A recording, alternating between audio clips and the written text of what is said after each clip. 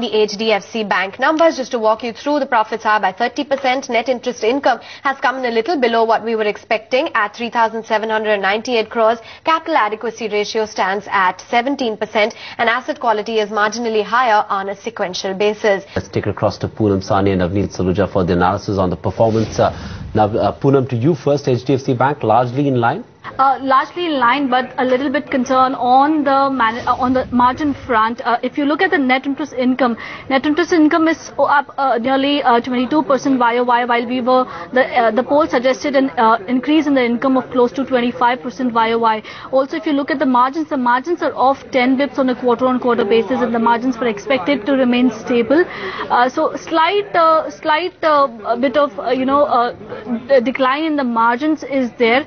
Also, if you look at the other income is pretty good, and the fee income growth remains strong. But in terms of the asset quality, if you look at that, the asset quality in terms of the gross NPA ratio, it's up to 1% versus a 0.9% in the last quarter. So slight bit of increase in the gross NPA at the absolute level as well as in terms of the ratio. So these are the only two things wherein the margins are down 10 bips quarter on quarter, as well as the asset quality has increased a bit.